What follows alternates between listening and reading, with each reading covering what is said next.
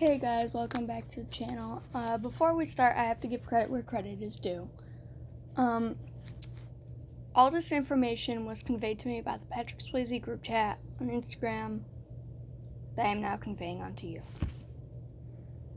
And originally this video was supposed to be me doing this art, but the files corrupted. All this hard work for nothing. Yay! Well, anyway, I drew Patrick as an angel. Hey guys, welcome back to the channel. We need to talk about why Patrick Swayze's widow, Lisa Niemi, was basically not in love with him, or as in love with him as he was with her. You may be asking, what? Well, she did some messed up stuff around the time of his death and after his death. I don't know if this is necessarily in chronological order, but it seems like it is. Point 1.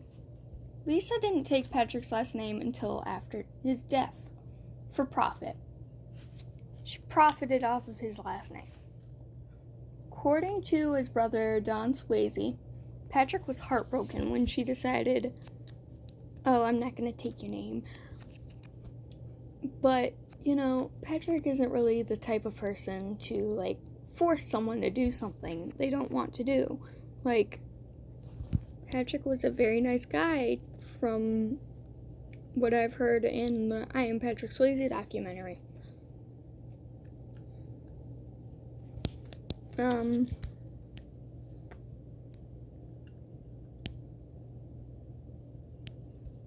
Honestly, this angle looks cuter. But we'll go back to the normal angle. He loved Lisa, and she didn't really reciprocate. Point 2. A new will was mysteriously made a week before Patrick died, leaving everything in his name to Lisa. Nothing was left to his family, which is odd because he was close with all of his family members. Another odd thing about this will was the signature didn't look like Patrick's. Lisa had forged a will and his signature. Point 3. Normally, if you visited the Swayze household anytime after Jesse Wayne Swayze's death, you would see his boots sitting on the mantel to honor his name. So when Patsy Swayze, Patrick's mom, came up to Lisa and was like, hey, this is what we did to honor my husband's death. I would like to do it to honor my son's death. She's like, nah, you can't have a pair of his 50-plus cowboy boots because they're all in my name. People like that just make my head spin. Part 4. Lisa and Patrick own a ranch in LA together. After his death, she auctioned it off without alerting his family. His family could have inherited the ranch.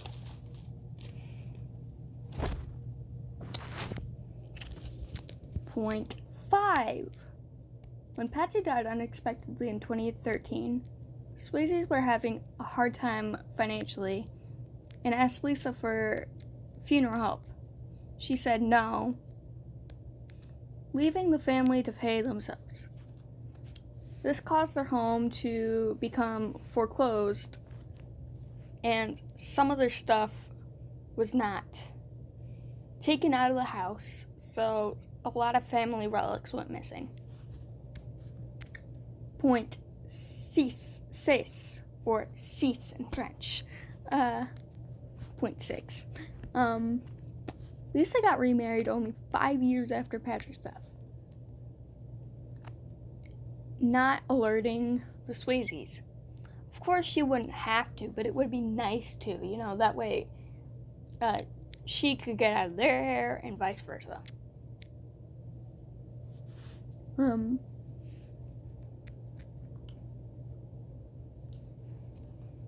Not only this, but after she got remarried, she then put everything of Patrick's under her new husband's name, so the family couldn't sue her and take it back, because it was her money. That was 40 plus million he made. Point 7. Lisa then auctioned off things of Patrick's that shouldn't be auctioned off. Like, if you're gonna auction off your loved one things when they die, like, don't auction off this stuff. It's embarrassing. This includes baby toys, medical records, underwear, believe it or not, teeth, hair, and his chemo wig. Lisa, you're dead meat. She gave Patrick's family nothing except ripped shirts, and dirty socks. You think she'd at least wash them before giving them back, right? Point 8. She sold 2 barely used cars. One car they had bought 2 months prior before his unfortunate passing. The other was 4 months before. Patrick most likely couldn't drive the younger one since he was weak from chemotherapy and cancer. She's also thinking of selling the New Mexico ranch to his family. But analyzing her past behaviors, everybody has cause to doubt her. Point 9. She falsely accused Patsy Swayze, Patrick's mother, of being abusive. She passed in 2013, as we have already discussed, so she doesn't have a platform to defend herself. His mother absolutely loved him. Pretty sure he would testify to that if he were still alive. In conclusion, Patrick's family did not deserve this. This isn't even everything. She shouldn't be forgiven. Again, I have to give credit where credit is due. The script was helped made by the Patrick Swayze group chat on Instagram. They gave me all this information that I am now conveying onto you. I know this video is shorter and I'm talking kind of fast, but I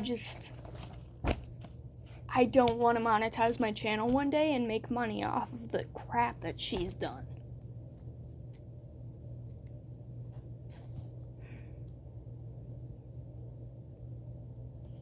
Well, goodbye guys. I hope you enjoy this drawing of Patrick Swayze that's been up like the whole time. Because he is an angel, and that is what I decided to portray him as.